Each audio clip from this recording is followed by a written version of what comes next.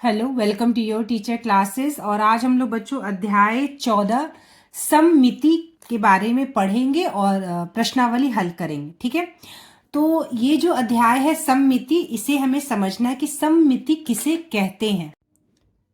तो देखिए बच्चों, यहाँ पर मैंने कुछ आकृति बनाई हुई है। ठीक है, ये है हमारी आकृति, एक त्रिभुज है, ये वर्ग, और एक ये वी शेप का एक हमारा लेटर है। अब देखिए यहाँ पर, तो देखिए इस आकृति, ये जो त्रिभुज है, इसकी तीनों भुजाएं बराबर है। ठीक है, और यहाँ पर जब इस त्रिभुज के बीचों बीच मैंने क्या किया, एक सरल रेखा खींची है। ठीक है, त्रिभुज के बीचों बीच एक सरल रेखा खींची है, और जब हम इस रेखा पर इस त्रिभुज को जब हम कट करके मोड़ देंगे या इसे दो बराबर भाग में बांट देंगे, तो जब हम इस त्रिभुज को मोड़ेंगे इस सरल रेखा के अनुदिश, तो यह एक भाग जो है त्रिभुज का दूसरे भाग को बिल्कुल क्या करेगा, ढक देगा। यानी कि इस बीचों बीच रेखा को जब हम मोड़ेंगे तो यह दोनों बराबर भाग में त्रिभुज जो है दो बराबर भाग में बंट जाएगा। ठीक है, तो यह क्या है बच्चों, एक सममित रेखा है। यह रेखा क्या है, सममित रेखा है, जो इस आकृति को दो बराबर भाग में बांटती है, जिससे कि एक भाग जो है इधर वाला दूसरे भाग को पूरी तरह से ढक लेता है एक दूसरे के ऊपर रखने पर। ठीक है, तो इसे क्या कहते हैं, इसे हम कहते हैं, इसमें सममिति है। ठीक है, ये दोनों एक दूसरे के क्या, इंग्लिश में से क्या कहते हैं, सिमेट्रिकल है, एक दूसरे के क्या है, सिमेट्रिकल है। अब यहां पर देखिए एक वर्ग है, इस वर्ग को जब हम बीचों बीच एक सरल रेखा खींचेंगे तो यह वर्ग भी दो बराबर भाग में बट जाएगा। जब हम इस रेखा के तहत इसको जब हम इस वर्ग को जब हम मोड़ेंगे तो एक भाग दूसरे भाग को बिल्कुल ढक लेगा। यानी दोनों भाग जो क्या हो जाएगा बच्चों, समपाती हो जाएगा, दोनों भाग एक दूसरे के बिल्कुल बराबर। ठीक है, वैसे ही इस लेटर में भी यह जो वी शेप का एक लेटर है, जब हम इसको बीचों बीच, ठीक है, एक सरल रेखा से खींचेंगे और जब इसको मोड़ेंगे, काट कर एक दूसरे के ऊपर रखें या मोड़ कर रखें, ठीक है, यह एक दोनों भाग एक दूसरे को बिल्कुल ढक लेगा। ठीक है, तो ऐसी आकृति जिसमें कोई एक सरल ऐसी रेखा हो जिसके अनुदिश उस आकृति को मोड़ने पर वह दोनों भाग बिल्कुल समपाती हो जाता है, उसे क्या कहते हैं, रैखिक सममिति कहते हैं। ठीक है, रैखिक सममिति कहते हैं। तो रैखिक सममिति किसे कहते हैं बच्चों, किसी आकृति में यदि एक ऐसी सरल रेखा हो जिसके अनुदिश आकृति को मोड़ने पर आकृति के दोनों भाग समपाती हो जाते हैं तो उसे रैखिक सममिति कहते हैं। ठीक है, तो ऐसी आकृति जिसके बीचों बीच एक सरल रेखा गुजरती हो या खींचने पर वह दो बराबर भाग में बट जाती है, एक दूसरे के संपाती यानी बिल्कुल बराबर हो जाती है, तो ऐसी आकृति को हम रैखिक सममिति कहते हैं। ठीक है, चलिए और उदाहरण से हम लोग इसको समझते हैं। तो देखिए बच्चों, यहाँ चित्र में, किताब में भी कुछ आकृति दी गई है। ये एक घड़े का शेप है, ठीक है, घड़ा है।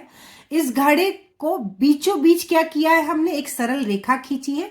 जब हम इसको बीचों बीच इस सरल रेखा पर इस आकृति को मोड़ेंगे तो वह एक दूसरे को बिल्कुल ढक लेगी, यानी दो बराबर भाग में इसे बांट देती है यह सरल रेखा। ठीक है, तो ऐसी आकृति में क्या है, सममित रैखिक सममिति है। ऐसी आकृति में क्या है बच्चों, एक रैखिक सममिति है जो दो बराबर भाग में आकृति को बांटती है।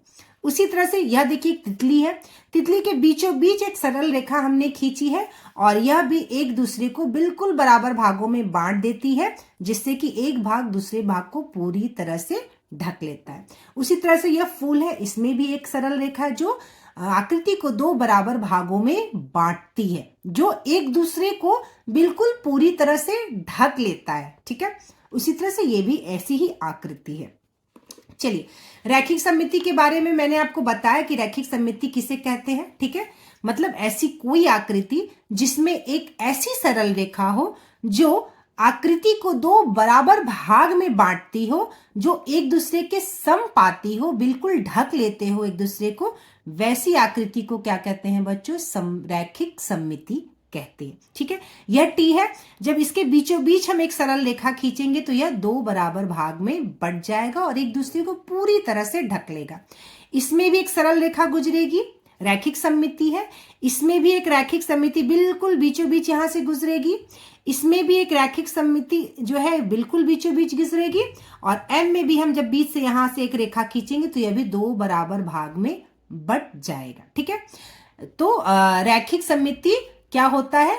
एक ऐसी आकृति जिसमें एक ऐसी रेखा हो जो आकृति को दो बराबर भाग में बांटे और जो दोनों भाग एक दूसरे के समपाती हो, ऐसी आकृति को हम रैखिक सममिति कहते हैं। चलिए आगे बढ़ते हैं। चलिए बच्चों, हम लोग बात करते हैं परावर्तन सममिति के बारे में। ठीक है, परावर्तन यानी कि रिफ्लेक्शन। ठीक है, यानी कि जब हम किसी दर्पण में किसी चीज को रखते हैं तो हमें उसका रिफ्लेक्शन यानी प्रतिबिंब दिखाई देता है। ठीक है, तो यहां पर देखिए, यहां पर मैंने एक चित्र बनाया है। हमारे पास एक आकृति है, ये एक पत्ता है। ठीक है, इस पत्ते को देख रहे हैं कि आधा भाग और आधा भाग बिल्कुल एक जैसा है ना। हम क्या करेंगे, एक सरल रेखा बीचों बीच खींचेंगे और देखेंगे कि यह सममित आकृति है कि नहीं, रैखिक सममिति है या नहीं। ठीक है, तो अगर हम इस पत्ते को इस तरह बीचों बीच क्या करेंगे, एक सरल रेखा खींचेंगे तो हम ये देख सकते हैं कि यह दो बराबर भाग में बंट जाएगा। दोनों भाग एक दूसरे के संपाती है, बिल्कुल बराबर है और एक दूसरे को ढक लेगा, यानी यह एक रैखिक सममिति आकृति है। ठीक है, उसी तरह से जैसे यहां पर देखिए, अब मैं यहां पर दिखाती हूं आपको, कुछ मैंने आकृति यानी लेटर बनाया है। जैसे एक्स है, टी है, पी है, ओ है और यहां पर नीचे देखिए एस है। ठीक है, अब हम क्या करेंगे, यह जितने भी अक्षर बनाए हैं, जितने भी अक्षर भी क्या हमारे एक आकृति के रूप में है, इसमें क्या करेंगे, इस अक्षर के पास हम क्या लेटर के पास एक दर्पण को रखेंगे। ठीक है, और मैं दर्पण को एक लाइन से इस तरह से दर्पण दर्शाते हुए आपको दिखाती हूं। ये है गया हमारा दर्पण। क्या है बच्चों, ये हमारा दर्पण है। मैंने क्या किया, लेटर के पास दर्पण को रख दिया। जब मैंने लेटर के पास एक दर्पण बीच में लगाया तो देखिए दर्पण में हमें इसका प्रतिबिंब दिखाई दिया। ये क्या मैंने दर्शाया है बच्चों, ये हमारी आकृति है। ठीक है, दर्पण के बाहर, और ये हमारा दर्पण में प्रतिबिंब है। जब हम x के पास दर्पण रखेंगे तो हमारा यह जो x है बिल्कुल हूबहू x एक जैसा दिख रहा है। ठीक है, टी लेटर भी हमारा बिल्कुल t जैसा दिख रहा है। पी लेटर हमारा बिल्कुल p जैसा नहीं दिख रहा। क्यों नहीं दिख रहा बच्चों, ये हमें यहीं पे समझना है कि परावर्तन सममिति किसे कहते हैं। यह p देखिए, तो देखिए बच्चों, यहां पर अगर हम इस x आकृति के बीच में एक सरल रेखा खींचते हैं, ठीक है, इस आकृति के बीच में अगर हम एक सरल रेखा खींचते हैं तो यह दो बराबर भाग में बंट जाता है। ठीक है, दो बराबर बिल्कुल भाग में बंटता है और ये हमें बिल्कुल एक x जो है x प्रतिबिंब जैसा दिखता है। ठीक है, टीवी जो है हम दो बराबर भाग में बांट सकते हैं, इसमें भी एक लाइन ऑफ सिमेट्री है यानी रैखिक सममिति है। पी लेटर को अगर आप देखिए बच्चों, तो क्या पी लेटर में कोई रैखिक यहाँ पर रैखिक सममिति है? क्या पी लेटर जो हमारा आकृति, इसमें कोई ऐसी रैखिक सममिति है कि नहीं? जैसे अगर हम पी को दो बराबर भाग में नहीं बांट सकते, ठीक है, पी को क्या करेंगे बच्चों, हम लोग दो बराबर भाग में नहीं बांट सकते। चाहे हम ऐसे करेंगे तो भी हमारा दो बराबर भाग नहीं बटेगा, और जब हम ऐसे खींचेंगे लाइन तो भी हमारा पी दो बराबर भाग में नहीं बटेगा।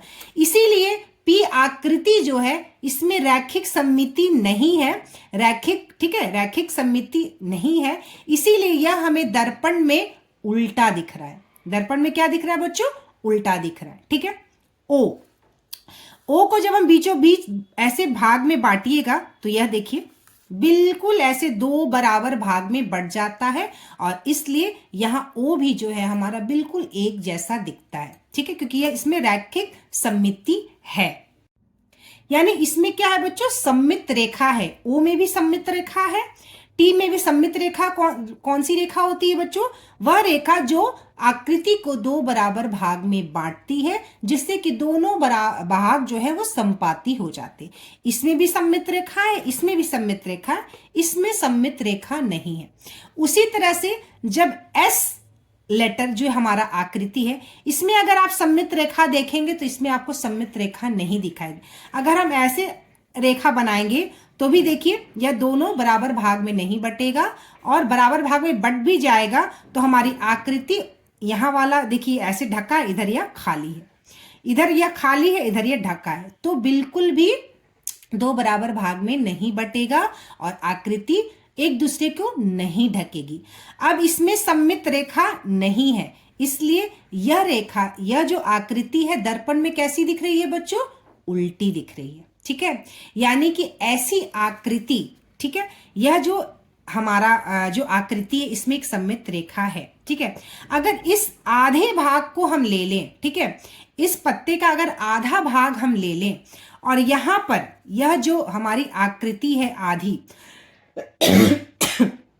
यह जो आकृति आधी है हमारी, अगर यहाँ पर हम दर्पण लगा दें, ठीक है, यहाँ पर क्या करेंगे बच्चों? अगर हम यहाँ पे दर्पण लगा दें, इस आकृति के पास अगर हम एक दर्पण लगा दें तो दर्पण में हमें पत्ता जो है आधा इस तरह से बना हुआ दिखाई देगा। ठीक है, दिखाई देगा हमें, क्या पत्ता जो है आधा दर्पण में दिखाई देगा, और हमारा जो ये पूरा आकृति ऐसा दिख रहा है, ये ऐसा दिखेगा दर्पण लग जाने के बाद। ठीक है, तो इसे कहते हैं परावर्तन सममिति, यानी ऐसी आकृति जिसमें सममित रेखा हो, जो दो बराबर भाग में बांटती है और एक दूसरे को ढक लेती है। ऐसी आकृति में अगर हम दर्पण लगाते हैं तो हमें दर्पण में भी वो आकृति बिल्कुल हूबहू एक जैसी दिखाई देती है, अगर सममित रेखा होती है उसमें, यानी अगर उस आकृति में रैखिक सममिति है तो दर्पण में भी वो बिल्कुल हूबहू वैसा ही दिखेगा। लेकिन जिसमें सममित रेखा नहीं होती है, दर्पण के सामने वह जो आकृति है वह उल्टा दिखता है, यानी दाएं साइड जो है वो बायां साइड दिखता है और बायां साइड जो है वह दायां साइड दिखता है। ठीक है, तो ये हो गया हमारा परावर्तन सममिति और रैखिक सममिति। अब हम लोग करेंगे प्रश्नावली 14.1। तो चलिए बच्चों, हम लोग 14.1 प्रश्नावली देखते हैं क्या है। नीचे दी गई आकृति में जो बिंदु रेखा दर्शाई गई है वह उस आकृति की सममित रेखा है या नहीं बताइए। ठीक है, तो यह जो देखिए आकृति है, इसमें यह बिंदु रेखा दिखाया गया है।